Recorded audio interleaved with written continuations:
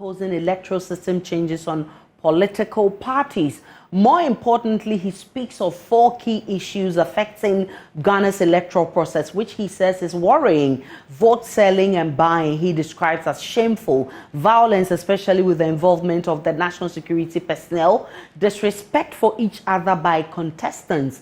Too many promises by people seeking power, and above all, what he terms judicialization of elections, adding that election petitions that does not succeed should attract sanctions. So what kind of reforms do we really want as a country? Let's look at the genesis of all of this. And of course, among the things that Afari-Jan wants is the fact that people who take matters to court, election petitioners who do not succeed, must be punished, so that we will not have it look like a fashion where in every election people will be running to court when they exactly know that they don't have a case.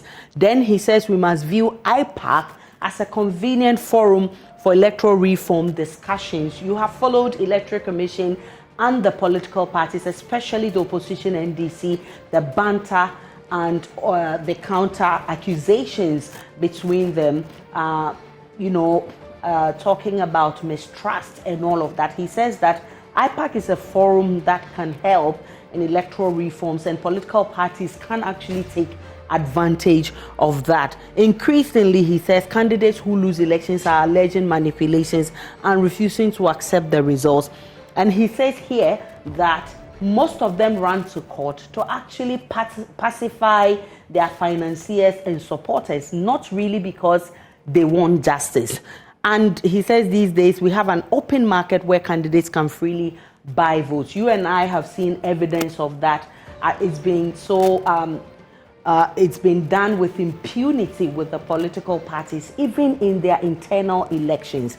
These are the issues we'll be dealing with, because this year's election definitely is a critical one, and we can't make the mistakes that we've made in the past. So these are very important key points that the former EC boss is asking us to look at and deal with. So where have we come from in terms of election petition? And in 2012, the NPP took the 2012 elections to court because they suspected foul play. That dragged for 8 months. What happened? It failed. Then come 2020, the NDC, that's same to the Supreme Court because they suspect foul play.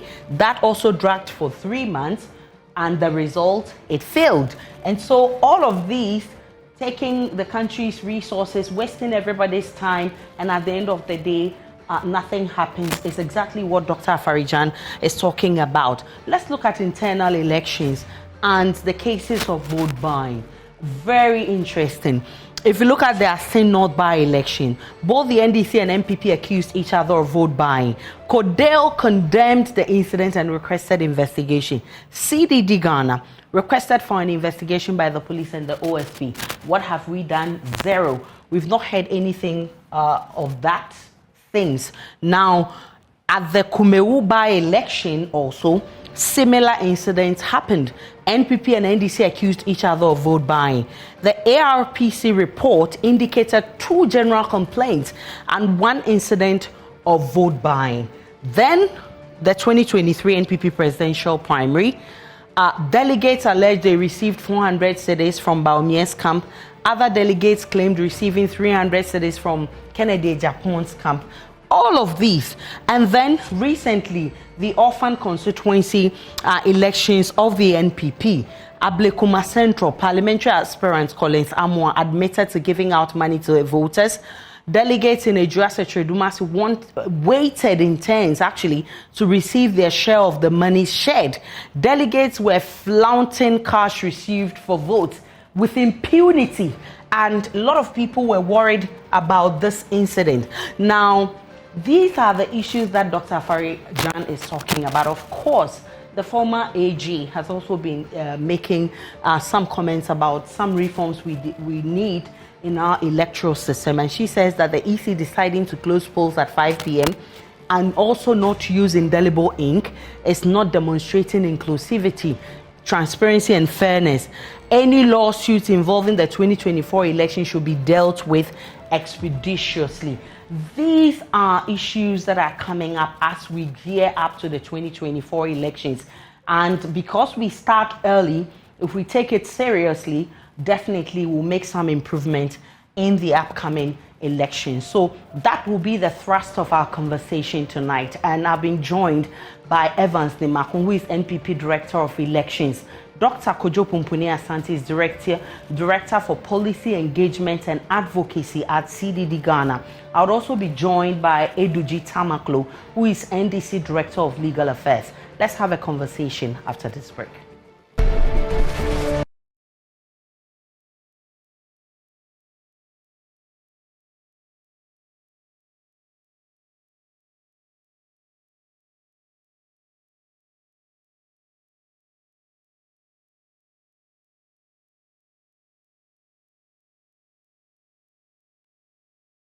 Welcome back to PM Express, and tonight we're looking at the reforms that we need to deal with some of the electoral issues that we've had in the past so that we can have a better 2024 elections.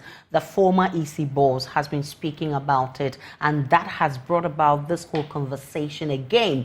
Let me tell you the sponsors for PM Express. Syntex Tank.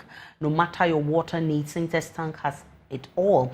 Syntex Tank is first to introduce double layer tank, and now you can have as many layers as you want. Syntex Tank is first to introduce white inner layer tanks in Ghana. We now introduce to you the customer specs order, which lets you order any color and size of preference. Syntex Tank gives you the longest warranty of 7 years, which no other tank gives you in Ghana. So whatever your water consumption, size of project or demand, choose Syntex Tank.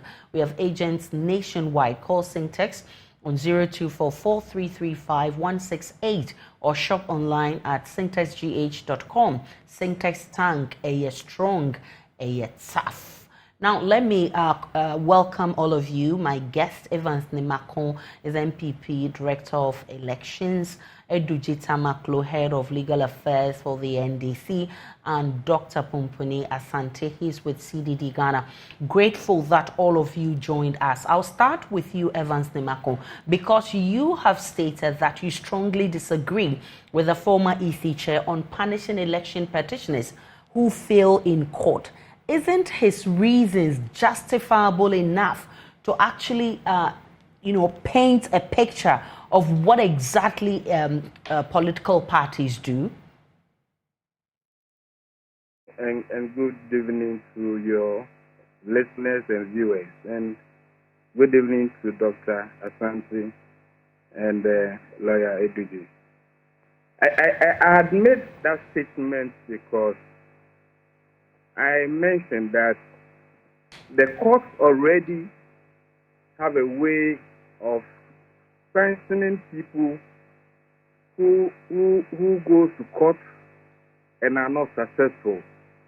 So I think that call is already in place, and I didn't see any additional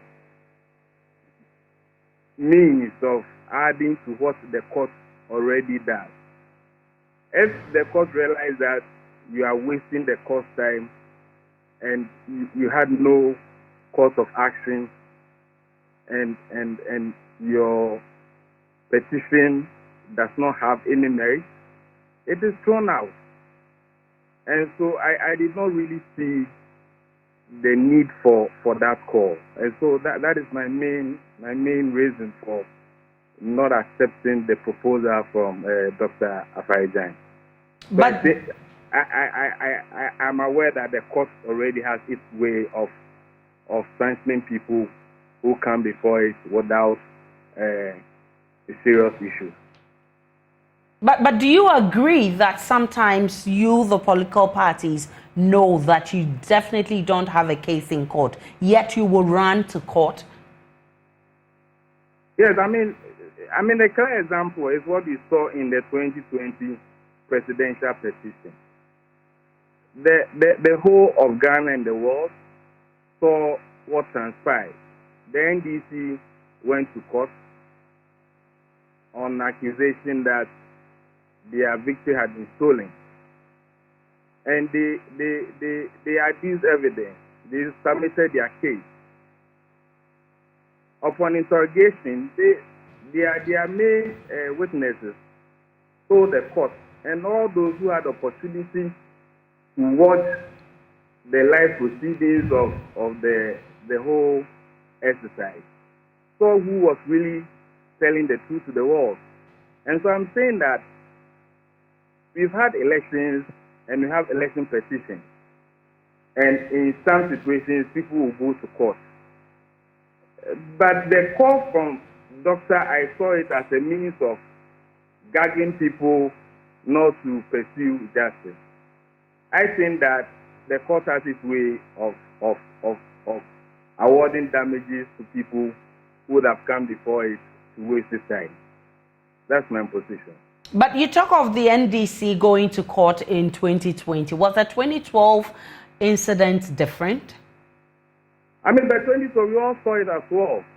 You realize that the NDP had a serious course of action, except that the court ruled against the MPP.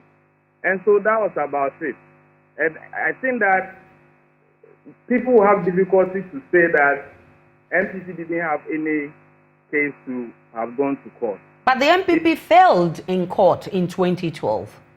But you realize that the decisions that the court handed over to the petitioners, and even to Mr. Kwadwo Afarajan, who was in the box, we saw that a lot of things went amiss. And so it would be difficult at that point to say that you've gone through elections, infractions have occurred, and you cannot pursue justice. There have been situations where other parties have gone to court. The New Patriotic Party have challenged elections.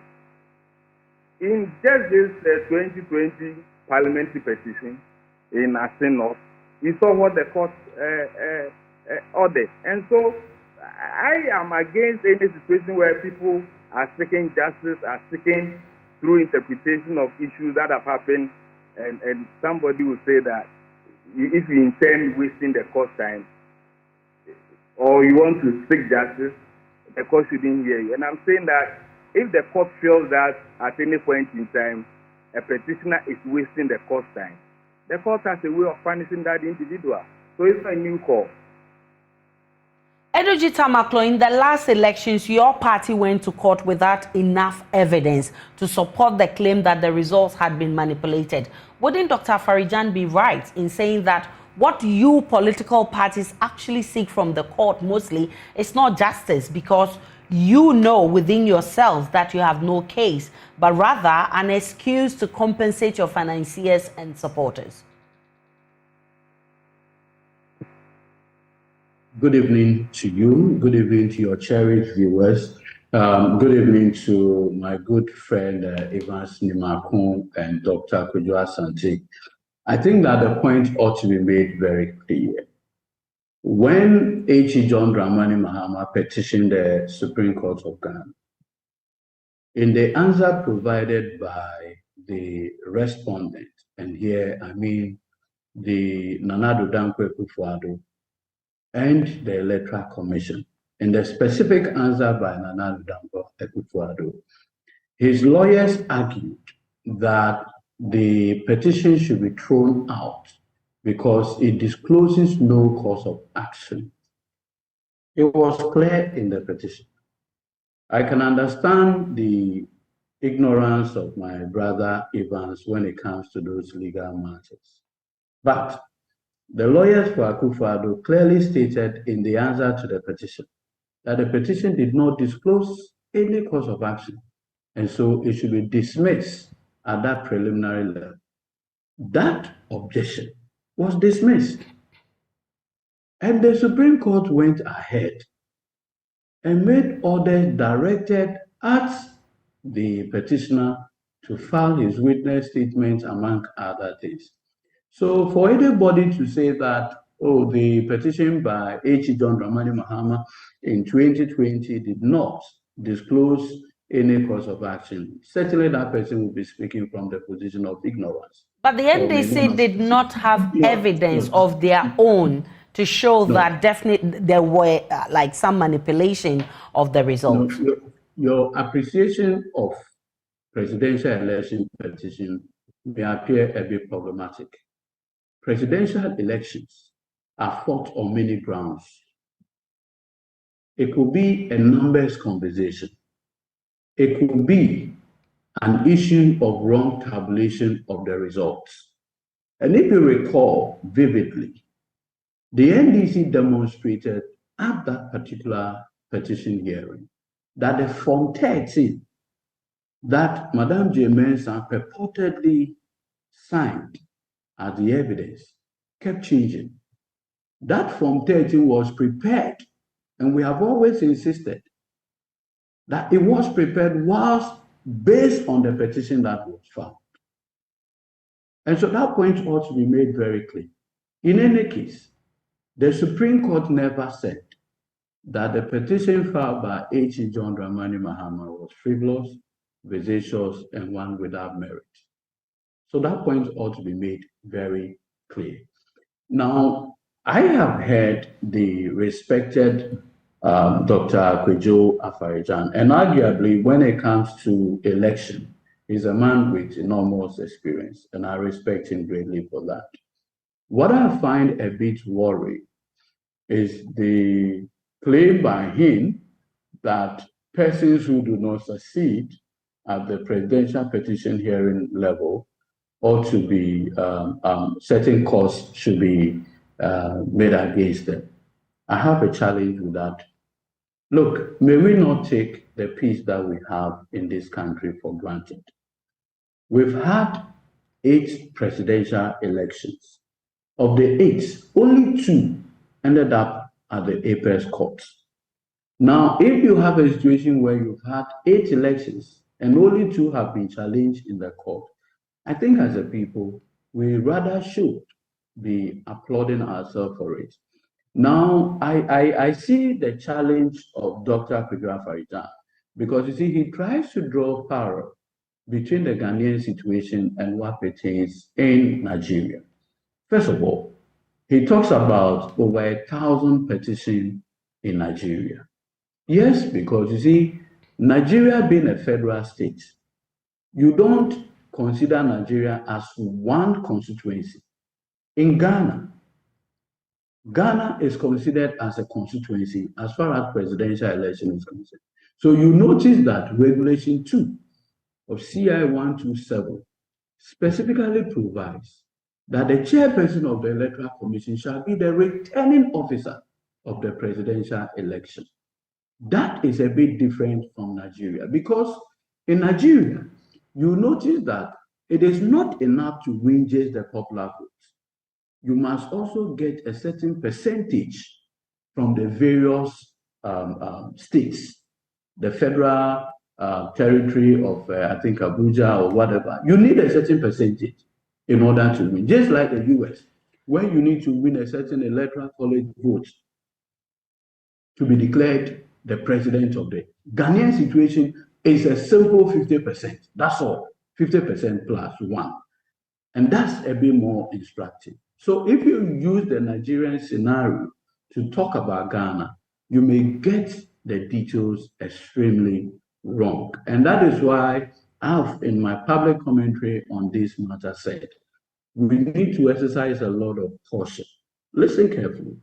For me, if you do the cost-benefit analysis, it is a better option to go to the courts than to use self-help. In 2012, when Kwejo Afarijan declared John Dramani Mahama as the president-elect, the NPP, together with my friend Evans Nwaku, formed a group that is now known as Let My Vote Count.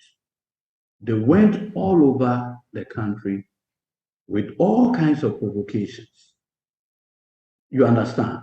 Eventually, they decided that that's Jacob Echebilamte, the late Dr. Mahmoud Bawumia, Nana Addo Dankwa Akufo-Addo, to go to the Supreme Court. Ultimately, the decision ended up for 5-4. That ended it. It took us 8 months. The Supreme Court itself, learning from that experience, if you recall in the 2020 election petition, they brought a lot of innovation, the use of witness statements, among other things. So it shortened and made it more expeditious. So whereas the 2012 election petition took us almost 8 months, that of the 2020 was just about 3 months, and it was done and over with. And so I can see an inbuilt mechanism to ensure expedition in the process. That for me is significant. But may we not take the peace that we are currently enjoying for granted. The danger is that if you say people should not approach the court because of the possibility of cost, then they will resort to the streets. My understanding of Dr. Afarijan's request is not for people not to go to court. For me, I understand it to be that political parties who know that you definitely don't have a case, don't waste everybody's time, state resources going to court when you know that you don't have a case. That's what I think Dr. Afarijan is asking for. Mr. Eduja, I'll come back to you. But let me bring in... Just 30 seconds, please. Okay. You notice that if you look at in 2008, my own senior attaché went to the High Court to restrain Dr. Kujua Farijan from declaring late President Mills the president-elect. You understand? As far as he was concerned, he saw that there was a legal basis to do that. In 2012, the APP went to court arguing that there were polling stations without serial numbers and some other claims. I mean, what is the merit in it? You understand? So I want to believe that whether there is merit or not is a judicial function. In the 2 election petitions that we have had so far, the apex courts have so far not declared the 2 petitions as being frivolous. But one of the judges giving his judgment indicated that your now chairman of the party, who was then general secretary, could not produce results that were tabulated by your own party, even though you accused the EC of manipulating the results. That's, I think, the conversation that we're having. It is not, first of all, under the 1992 Constitution, it's not the responsibility of political parties to collate their results. That is why I said Regulation 2 of CI 127 makes the chairperson of the Electoral Commission the person with a constitutional mandate to do that work. But do you agree that the burden of proof lies on you, the petitioner? Don't confuse yourself with those terminologies. I am saying that the chairperson of the Electoral Commission has the sole responsibility. And so if any political party has reason to believe that that responsibility was not constitutionally performed, nothing precludes that political party from challenging it. As to whether there is a burden of proof, burden of persuasion, like every other civil matter, we all know what the burdens are. All right, let me bring in Dr. Pompuni Asante. What's your own valuation of what the political parties usually seek to do by running to the court, even when they know they do not have a case? Isn't it a ploy, actually, to pacify their financiers and supporters, just as Dr. Afarijan is alluding to? Good evening. Good evening to Evans and Edoji. I mean, we have to be, I think we have to try and be more empirical in our analysis of the issue so that if we have to pursue reforms, we know how to pursue them. So currently we are undertaking a study of the parliamentary petitions that were instituted in 2020 at the back of the 2020 election, just to really understand some of the motivations and actions. And I think that's also going to help us as we try to look at the reasons why we have got an uptake in election petitions, particularly at the parliamentary level.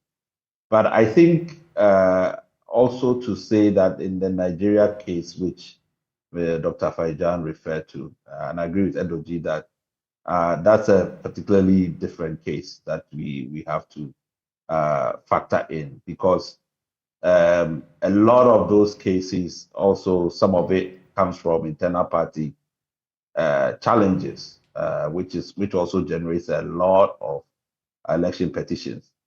So we have to look at that. But my basic premise is that there are many different factors why politicians or political parties or individuals go to court. Some of it is true, as Dr. Farijan says, that tactically it might be a way to appease supporters. But even if that is the case, there's a lot of responsibility on the courts to be able to deal with frivolous cases. And I think that's where I see more reforms being instituted by the judiciary. It's how those cases are managed. If you look at the parliamentary petition cases, for instance, I think on average, some of them were taking 2 years to be resolved. And different factors account for that. Either lawyers not being available, lawyers having to travel from Accra to various districts to go and pursue cases, witnesses not being available, all kinds of things have gone on. Judges not being available is also part of it. So we have to see how the courts, no matter what the person decides to do in terms of coming to the court with the case, that there will be a strong filter to deal with, cases that are unmeritorious right at the beginning. And I think that's where I think for me, having a better understanding of what is happening, what the motivations are, what the trends are, will help the judiciary retool or sharpen their own processes for dealing with this. But I don't want us to, on the face of it, just say that they are all frivolous, because I don't think if you begin to look at some of the cases, particularly the parliamentary cases, you would say that they are frivolous. Some of them are, but not all of them are in that particular case. So let's do some more digging and a better understanding of what has happened and how we can reduce the incidence of election petitions. One of the innovations, particularly in East Africa, which we have to consider, and actually even recently in the DRC, is that you can actually have administrative procedures for also adjudicating complaints that comes after elections. So the Electoral Commission can actually offer a space for the parties to try to resolve those issues, before even a court matter comes in. And that could be a process that is sort of already instituted in law. So there are other ways in which you can reduce that run on the courts that we are beginning to see across Africa. Dr. Asante, the issue of vote buying has actually become a monster in our politics, and it's one of the issues that Mr. Farijan talks about. What we've witnessed recently, even in internal elections, has been very shameful. Unfortunately, it doesn't look like it's going away anytime soon. I think the sooner we jail both the sellers and the buyers of votes, the better it will be for us, because sooner, everybody can tell now that people just do it with impunity. They do it in the open. There are a lot of willing takers. People willing to sell their votes. And I think if we don't stop this behavior, we are continuously trying to delegitimize the democratic process. The parties are beginning to see the effects of that, because when money becomes the ultimate, determinant of who represents people in communities and so on and so forth, the essence of any party will be completely lost. And then you cannot begin to talk about multi-party democracy. And we are seeing this continuous sort of, breakdown of that trust in our institutions and in our processes. When something is tainted and corrupted, it's obvious. So we have to, attack it with all the aggression that we need. But that's what I'm saying. I'm hoping that at least somebody gets jailed, not just the political actors who are sharing the money, but also the people who are receiving the money. Because if that doesn't happen, then people will still think that there's no accountability. You can do it with impunity and get away. But this is a very, very serious problem, and it should not be normalized. Once you do that, there is no end to this process. You would completely break down this democracy, this one that we're already struggling with. Break it down completely. The many issues that we've reported to the security agencies, including the OSP, we haven't seen anything yet. Well, I know the MC case is ongoing. In some of the cases, when witnesses were asked to bring,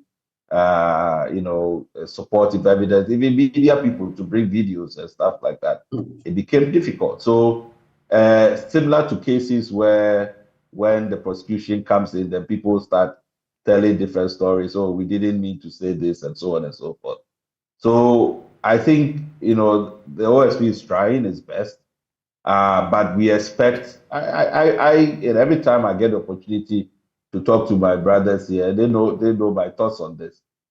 That for me, we are not going to be able to organize parties that would lead, communities and lead us to the kind of progress that we want if we allow money to dominate political parties. So the parties themselves have to take a strong hand. But unfortunately, the more people with money take over the parties, then it's also very difficult to have party discipline because then it's who pays the piper is going to call the tune. So we have to work together. We really have to work together. A big part of it is really campaign financing reform, not just for campaign, but party financing reform that we need to push together. We might not be able to get more done this year, but that work has to start now so that at least we can set the foundation for the future. But as for the vote buying, we have to attack it, and that's why I like the OSP's persistence around this thing. Somebody, as I said, somebody has to go to jail. The two major political... At least one buyer and one seller. The two major political parties, both the NPP and the NDC, are actually culprits when it comes to this vote buying. In fact, in the NPP's recent elections of parliamentary candidates for orphan constituencies, we saw with dismay how people openly gave money out to delegates. Same thing happened during the NDC recent party executive elections. Let me start with you, Mr. Nimako. I mean, would we be wrong if we blame political parties for this impunity? Well, thank you, my sister. And before I get to that issue, Mr. Eduji, whether I've not shown enough evidence to support the argument that the NDC failed in the 2020 presidential petition, you could not adduce any evidence. The ruling of the Supreme Court in the 2020 presidential petition was unanimous. It wasn't like the 2012. And so if you want to bring in technicalities that a course of action that was opposed by the legal team of the president was overruled by the court, that is not the point. Even if the NDC wasted the time of the nation, at least people saw that they had no course of action and therefore their case failed. That is all I was putting out. And that should not give Dr. Afarijan enough room to say that NDC should be punished. And that is on the case of the presidential. In the case of parliamentary petitions, there were a number of them. And in few times that I was in, you realize that in some situations, the court will award costs against the parties. And so I'm saying that the court has its own way of sanctioning people who appear before them when they don't have any course of action. Back to the issue of vote buying and patronage and cheating. The Political Party Act is clear on it that cheating is not allowed. It's an offense that is punishable.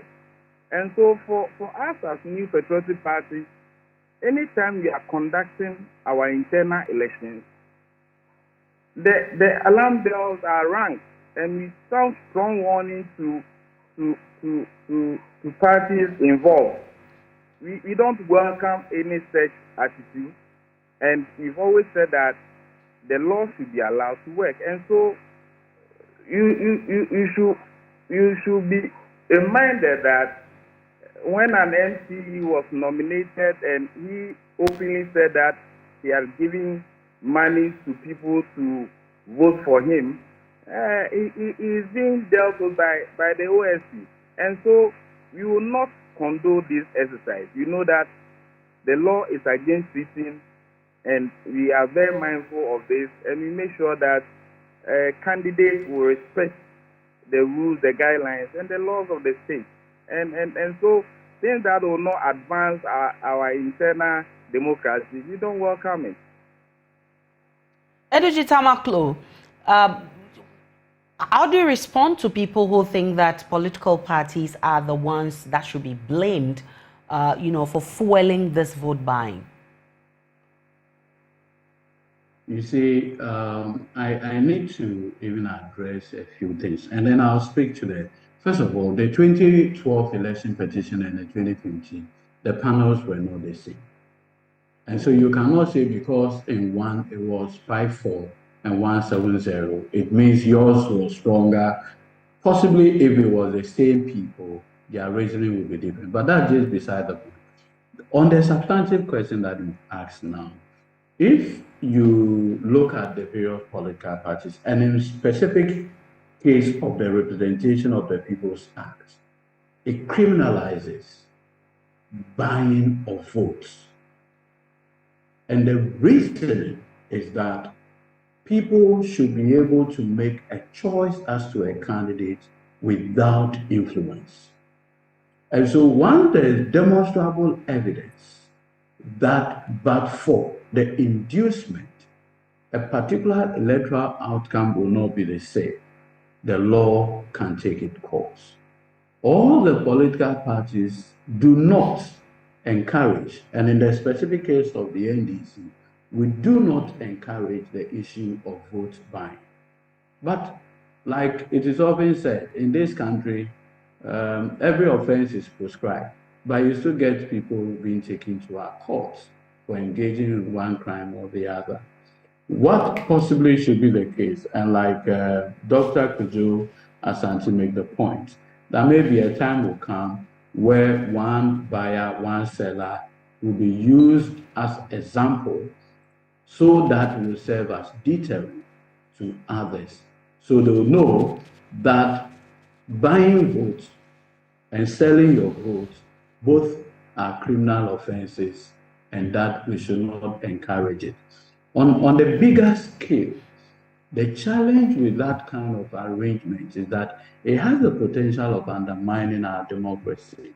Look, it has been said that when you go to Mexico and the rest, the drug lords who have made money through criminal activities, once they know that all delegates need is money, they will target. So, for instance, there's a particular parliamentary primary going on, and you note that in our primaries, there's nothing like 50% plus one.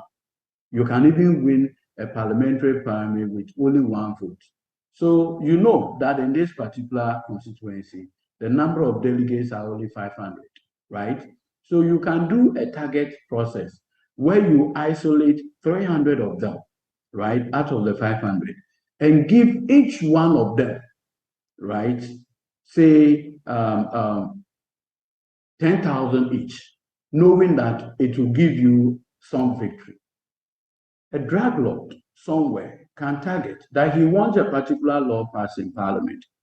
So out of 275 MPs, he is going to ensure both NDC and to sponsor a certain number because he wants a particular law passed in parliament. So there's a certain broader danger associated with vote buying. And I would encourage all of us to follow the conversation to ensure that we do not get to the point where vote buying would potentially undermine our current democracy. Maybe the law enforcement agencies like the special prosecutor, the economic and organized crime office, and many of those agencies should up their distance. Maybe the office of the special prosecutor should be, as it were, be telling Ghanaians what has been the status of the prosecution of the DCE who openly traded insult and accusation with those assembly members that who allegedly took money from him and didn't vote for him. Let's see what the outcome of these cases are so that we are clear in our minds that we are making some gain in the overall fight against monetization of our democracy. Dr. Asante, we definitely cannot lose sight of electoral violence, which Dr. Farijan also talks about. 8 people died in the last elections. The political parties cannot be exonerated again in this. In fact, they are the ones who incite their supporters to engage in violence.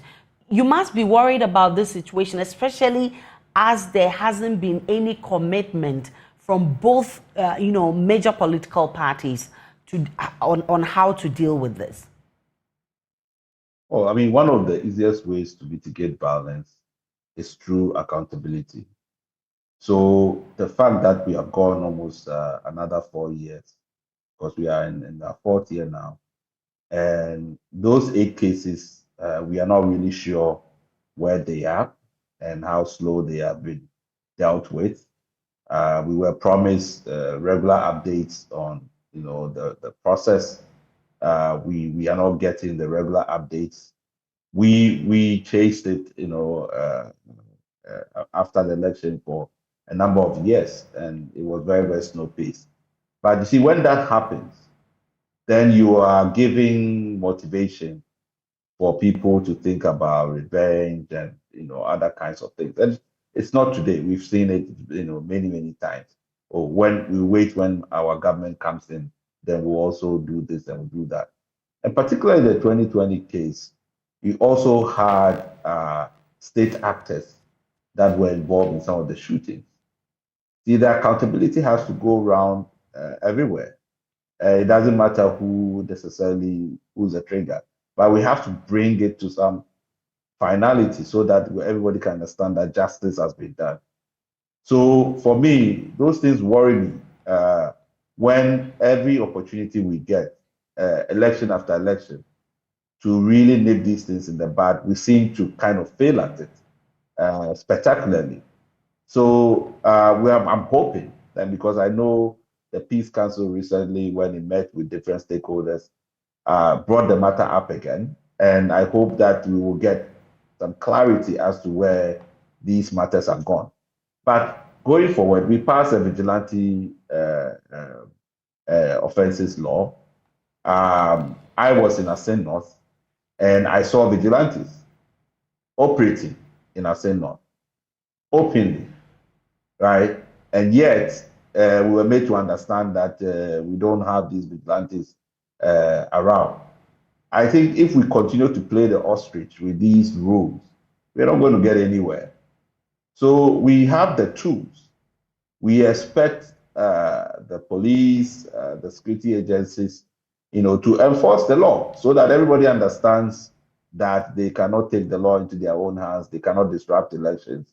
Once that expectation is made, then it's more predictable. We all can go to our elections safe and go and vote, and then wait for it to be counted and announced and so on. So there's a lot of obligation on the security agencies to just enforce the law and enforce it equally.